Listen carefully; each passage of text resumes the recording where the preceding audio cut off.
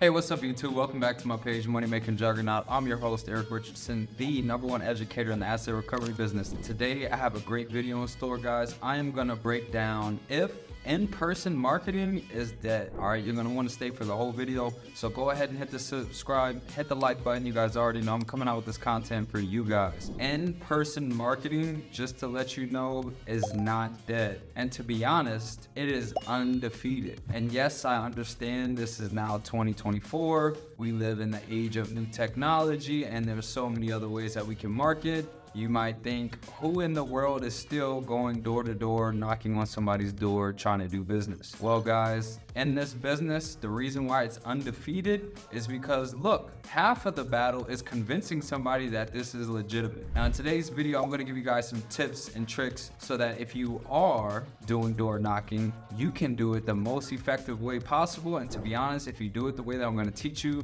you're literally going to go undefeated. You're going to go 100% from the field, and you're going to get a lot of people signing up, guys. When it comes to in-person marketing, guys, we have two ways that we can do this. We can do a pre-foreclosure strategy if it's within the regulations of your state. There's some states that do not allow contact and pre-foreclosure, or we can do it post-foreclosure. Literally, as soon as the property is foreclosed, these people might be living there. The reason why we want to do in-person marketing is if somebody is living there, we can now present to them what we have to explain to them, stating that the property sold for a higher amount. If you are doing in-person marketing, you want to have a few items with you. The first thing is going to be a flyer. I highly recommend having information about your company. So a company logo at the top, your company name, your email, your phone number, your contact information, and a QR code that can be scanned and sent directly to your website. Then, whatever state you're working in, you want to have the state statute in reference to surplus fund. This is very important because having that state statute will allow you, when communicating with them,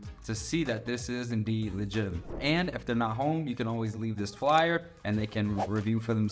All right, so we have our company's information at the top. We have the state statute. Now we're gonna break down information that is generic, all right? It may not be specific to their property, like, okay, this was the opening bid, this was the final sale, this is the surplus, but we want to give them information, all right? So in the event of a foreclosure, if your property sells for more than what you owed, you are entitled to excess proceeds. Excess proceeds are the remaining profit after a foreclosure. This is how our company can assist you. We work directly with the county. We have a team of attorneys, and we charge no upfront fees. Contact us for your free consultation. All right, so that's gonna be our first item, our flyer with all of those items. The next thing that we want to have is an agreement form, because if we're presenting to these individuals, we don't want to just leave empty-handed. We want to make sure that we at least get them under contract. So we want to come with a standard agreement form so that they can sign and you can move forward. The next thing, guys, that we want to do, now this is going to ultimately depend on basically your route towards attacking this. If it's pre-foreclosure, you may not have it. If it's post-foreclosure, you can go ahead and have it. So if the county has a list of excess proceeds, whether you got that directly from the county's website or you reached out to the county, I would have that. I would have a stack of those. If you're going to these people's homes, whoever is,